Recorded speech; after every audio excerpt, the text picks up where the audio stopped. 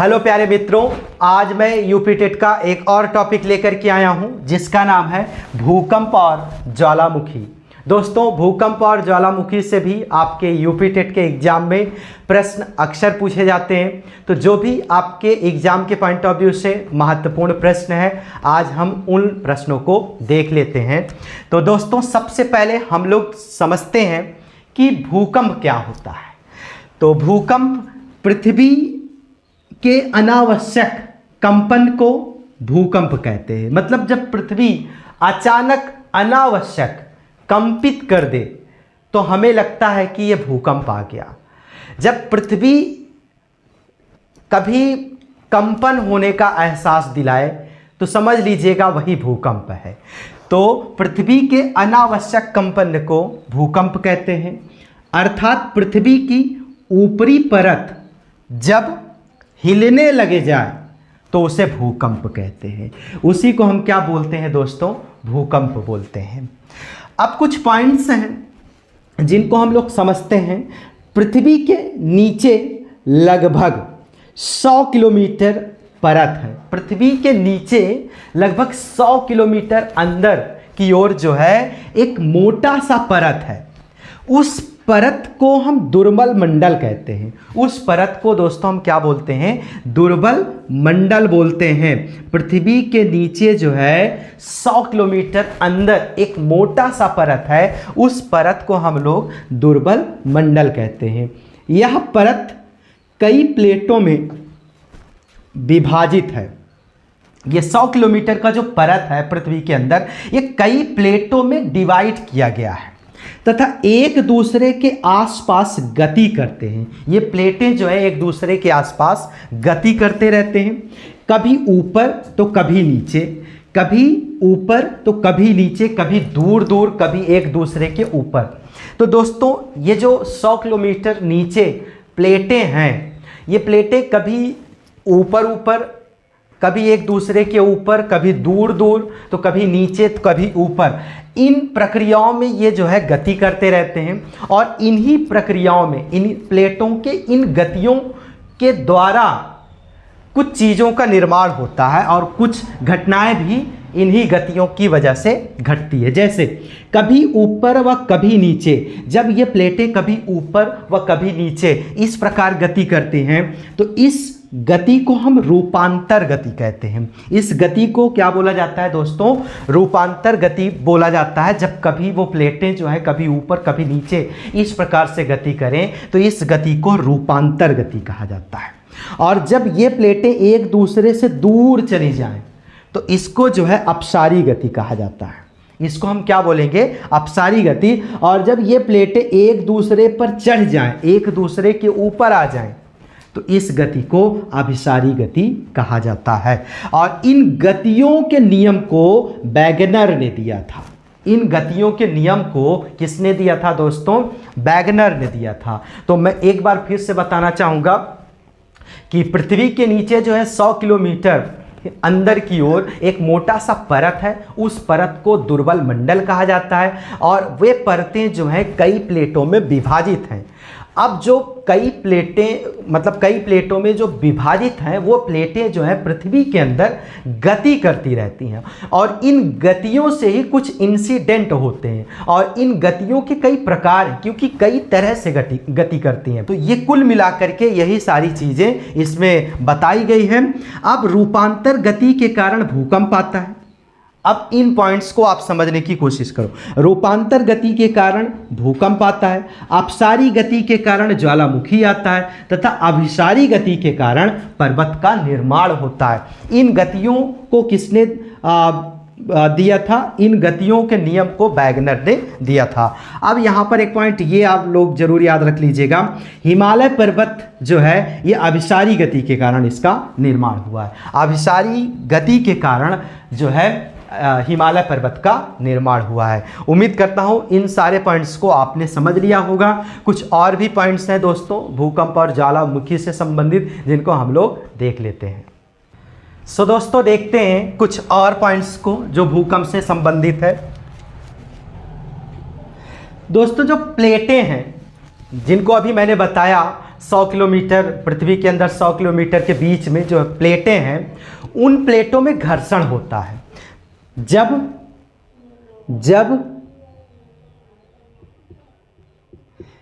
प्लेटों के बीच में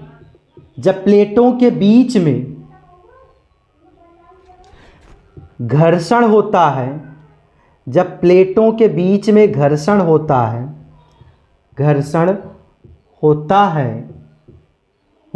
तो भूकंप आता है।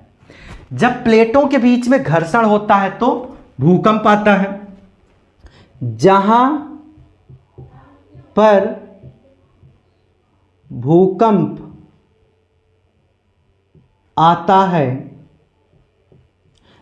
भूकंप आता है, उस क्षेत्र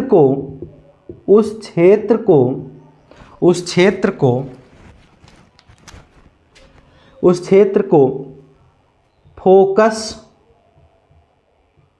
फोकस केंद्र,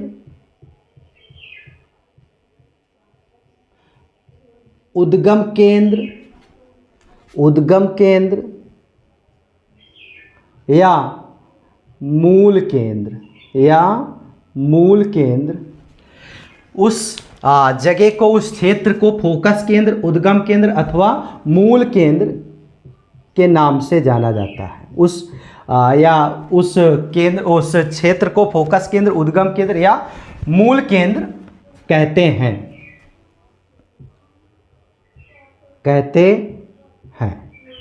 ये पॉइंट आपको जरूर याद रखना है। और दोस्तों एक पॉइंट और इसमें याद रखनी है, वो पॉइंट कौन सी है समझते हैं। जहां पर पहली बार भूकंप आने का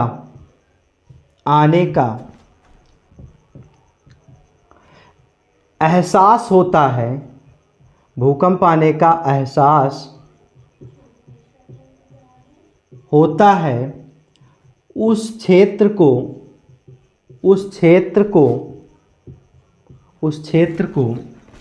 अधिकेंद्र कहते हैं। उस क्षेत्र को अधिकेंद्र कहते हैं।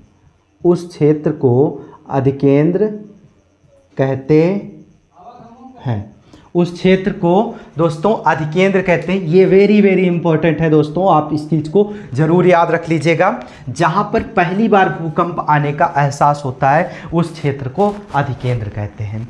कुछ और भी पॉइंट्स हैं जिनको हम लोग समझते हैं। भूकंप के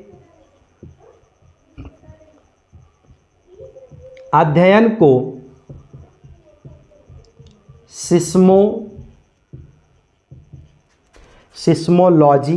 सिस्मोलॉजी कहते हैं। भूकंप के अध्ययन को सिस्मोलॉजी कहते हैं। भूकंप के अध्ययन को सिस्मोलॉजी कहते हैं। भूकंप की तीव्रता का मापन सिस्मोग्राफ कहलाता है। सिस्मोग्राफ कहलाता है। इस पॉइंट को भी आप जरूर याद रखिएगा, सिस्मोग्राफ कहलाता है। भूकंप की तीव्रता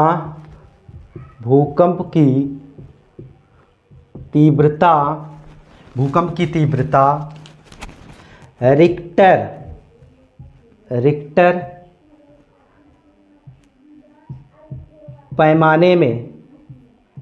पैमाने में मापी जाती है। ये पॉइंट आप जरूर याद रखना, मापी जाती है। तो इतने पॉइंट आप जरूर याद रख लीजिएगा। जहां पर पहली बार भूकंप आने का एहसास होता है उस क्षेत्र को अधिकेंद्र कहते हैं। भूकंप के अध्ययन को सिस्मोलॉजी कहते हैं। भूकंप की तीव्रता का मापन सिस्मोग्राफ कहलाता है।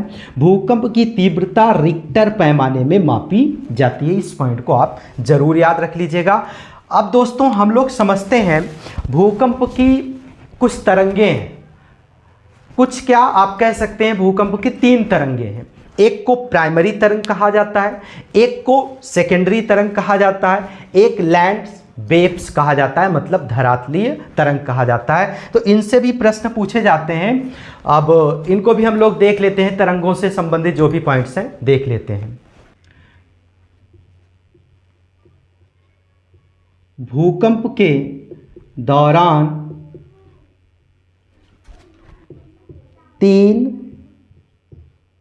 तरह से तरंगे निकलती हैं। तरंगे निकलती हैं, 3 तरह से तरंगे निकलती हैं। आप समझते हैं कौन कौन सी तरंगे हैं दोस्तों। पहला प्राथमिक तरंग, प्राथमिक तरंग, प्राथमिक तरंग या इसे प्राइमरी तरंग या पी तरंग बोला जाता है। प्राइमरी या पी तरंग। अब इसमें क्या इंपॉर्टेंस है दोस्तों, यह 8 किलोमीटर पर सेकेंड की स्पीड से आता है। ये तरंग या 8 किलोमीटर पर सेकेंड की स्पीड से यह आता है। अब इसमें और क्या है प्राथमिक तरंग में, प्राथमिक तरंग में यह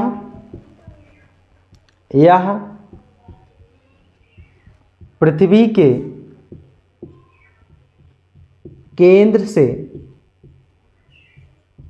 होकर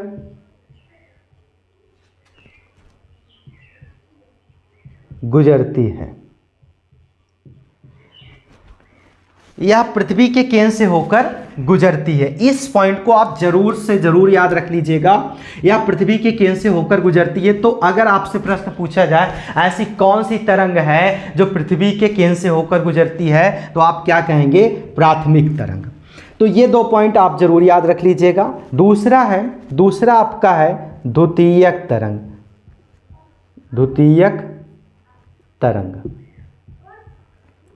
द्वितीयक तरंग, इसको हम यस तरंग बोलते हैं। इसको हम क्या बोलते हैं, यस तरंग। दोस्तों जो प्राथमिक तरंग है, ये प्राथमिक तरंग ठोस, द्रव, गैस तीनों अवस्था में ये चलती है। द्वितीयक तरंग में क्या खास बात है, यह 4 किलोमीटर पर सेकेंड की रफ्तार से, यह 4 किलोमीटर पर सेकेंड की स्पीड से आती है। ये तरंग 4 किलोमीटर की स्पीड से आती है, 4 किलोमीटर पर सेकेंड की स्पीड से आती है। इस पॉइंट को आप याद रख लीजिएगा। तीसरा कौन सा है, तीसरा आपका है धरातलीय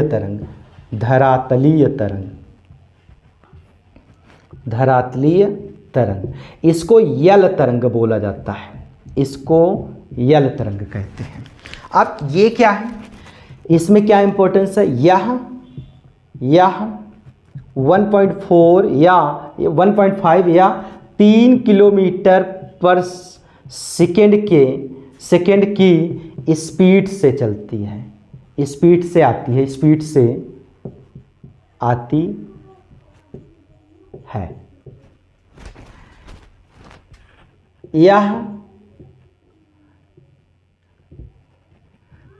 तरल और ठोस दोनों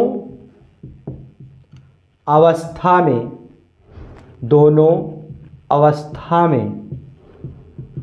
चलती है। यह ठोस और तरल दोनों अवस्था में चलती है। और इसमें क्या पॉइंट याद रखना है, यह सबसे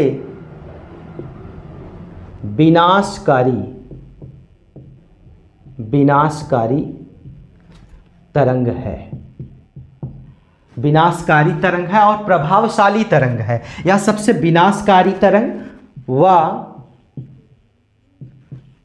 प्रभावशाली तरंग है। यह सबसे विनाशकारी व प्रभावशाली तरंग है। कौन सी तरंग? धरातलीय तरंग। तो इतने पॉइंट्स जो है आपको यहाँ से याद रखनी है। सबसे पहले 1.5 या 3 किलोमीटर पर सेकंड की रफ्तार से ये आती है। यह तरल और ठोस दोनों अवस्था में चलती है। यह सबसे विनाशकारी अथवा तरंग प्रभावशाली तरंग मानी जाती है। इतना पॉइंट आपको जरूर इससे याद रखनी है। इसको यल तरंग भी कहा जाता है। तो दोस्तों ये भूकंप से संबंधित कुछ भूकंप के तरंगों से संबंधित कुछ पॉइंट्स थे। अब एक आध दो पॉइंट और बच रहे हैं जिनको हम देख लेते हैं दोस्तों। जैसे सबसे अधिक भूकंप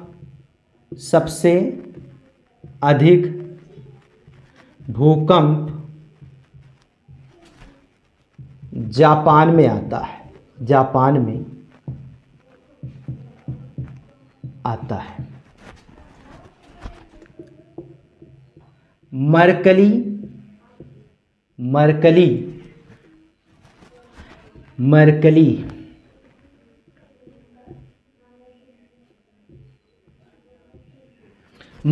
एक पुराना भूकंप मापने का यंत्र है। ये पॉइंट भी आपको जरूर याद रखनी है। तो सबसे अधिक भूकंप कहाँ आता है दोस्तों? जापान में। मरकली एक पुराना भूकंप मापने का यंत्र है। इस पॉइंट को भी आप जरूर याद रख लीजिएगा। तो मेरे ख्याल से भूकंप से संबंधित जो भी प्रश्न आपके बन सकते हैं एग्जाम के पॉइंट ऑफ व्यू से, उन सारे पॉइंट्स को हम लोगों ने पढ़ लिया है। अब दोस्तों हम लोग देखते हैं ज्वालामुखी को। ज्वालामुखी क्या होता है, इनसे संबंधित पॉइंट्स कौन कौन से हैं देख लेते हैं। प्यारे मित्रों, अब देखते हैं ज्वालामुखी। ज्वालामुखी क्या होता है? पृथ्वी का वह प्राकृतिक छिद्र या दरार जिससे होकर गर्म लावा अथवा मैग्मा बाहर निकलते हैं, उसे ज्वालामुखी कहते हैं। मतलब पृथ्वी का वह प्राकृतिक छिद्र या दरार जिससे होकर गर्म लावा अथवा मैग्मा बाहर निकलते हैं, उसी को हम क्या बोलते हैं? ज्वालामुखी बोलते हैं। पृथ्वी के छिद्र से जो लावा निकलता है, उस छिद्र के मुख को क्रेटर कहते हैं। वेरी वेरी इंपॉर्टेंट, इस पॉइंट को आप जरूर नोट कर रखिएगा दोस्तों। पृथ्वी के छिद्र से जो लावा निकलता है, उस छिद्र के मुख को हम क्रेटर बोलते हैं। ये प्रश्न कई बार पूछा गया दोस्तों, तो इसलिए आप जो है जरूर इसको याद रखिएगा। जब ज्वालामुखी विस्फोट होता है तो सबसे अधिक जलवाष्प, उसके बाद SO2 गैस निकलता है। इस पॉइंट को भी आप जरूर याद रख लीजिएगा कि सबसे ज़्यादा ज्वालामुखी विस्फोट होने पर सबसे ज़्यादा क्या निकलता है? तो जलवाष्प, उसके बाद SO2 गैस निकलता है। इस पॉइंट को आप जरूर याद रखिएगा दोस्तों। ज्वालामुखी 3 प्रकार के होते हैं। ज्वालामुखी 3 प्रकार के होते हैं। एक होता है सक्रिय ज्वालामुखी। सक्रिय ज्वालामुखी जिससे जो है निरंतर जो है ज्वालामुखी निकलता रहता है। प्रसुप्त ज्वालामुखी जिनसे कभी भी निकल सकता है, जिनसे कभी भी निकल सकता। मृत ज्वालामुखी जिनसे कभी निकलता था अब नहीं निकलता, उसे हम मृत ज्वालामुखी कहते हैं। भूकंप से संबंधित जो प्रत्यास्थ पुनश्चलन सिद्धांत है दोस्तों, इसका प्रतिपादन जो है रीड ने किया था। इस पॉइंट को भी आप जरूर याद रख लीजिएगा। भूकंप का जो है विषय है, आप जरूर इसको याद रख लीजिएगा। स्ट्रामबोली सक्रिय ज्वालामुखी को भूमध्य सागर का प्रकाश स्तंभ कहते हैं। Very very important, very very important, इस चीज़ को आप जरूर नोट कर लीजिएगा। कई बार प्रश्न में ये क्वेश्चन पूछा गया है। स्ट्रामबोली जो है भूमध्य सागर का, स्ट्रामबोली एक सक्रिय ज्वालामुखी है जो भूमध्य सागर का प्रकाश स्तंभ कहलाता है। बैरन, बैरन क्या है? भारत का एकमात्र सक्रिय ज्वालामुखी है। इसको भी आप जरूर याद रख लीजिएगा। बैरन क्या है? बैरन भारत का एकमात्र सक्रिय ज्वालामुखी है। प्रशांत महासागर का जो अग्निवलय क्षेत्र है दोस्तों, प्रशांत महासागर का अग्निवलय जो क्षेत्र है, यह विश्व का एक ऐसा क्षेत्र है जहां पर सबसे अधिक ज्वालामुखी पाए जाते हैं। मतलब सबसे ज़्यादा ज्वालामुखी अगर कहीं पर होता है, सबसे ज़्यादा ज्वालामुखी अगर कहीं पर आता है तो वो प्रशांत महासागर का अग्निवलय क्षेत्र है। इस पॉइंट को आप जरूर याद रखिएगा। विश्व का सबसे सक्रिय ज्वालामुखी कौन सा है? किलाम हवाई द्वीप, जो कि अमेरिका में। और विश्व का सबसे ऊंचा ज्वालामुखी कोटोपैक्सी, इक्वाडोर, एंडीज में है। विश्व में सबसे ऊंचाई पर स्थित ज्वालामुखी ओजस डेल सैलाडो, ये भी कहाँ पर है? अर्जेंटीना में है। तो दोस्तों इस पॉइंट को भी आप जरूर याद रख लीजिएगा। मेरे ख्याल से ज्वालामुखी से संबंधित जो भी पॉइंट्स थे उन सारे पॉइंट्स को हम लोगों ने पढ़ लिया है, और भूकंप से संबंधित जो भी पॉइंट्स थे उन सारे पॉइंट्स को भी हम लोगों ने पढ़ लिया है। अब आई थिंक आप सभी को ज्वालामुखी और भूकंप से संबंधित कोई भी प्रश्न यहाँ से छूटने वाला नहीं है। तो फिर मिलते हैं दोस्तों नेक्स्ट वीडियो में एक नए टॉपिक के साथ। तब तक के लिए बहुत बहुत धन्यवाद।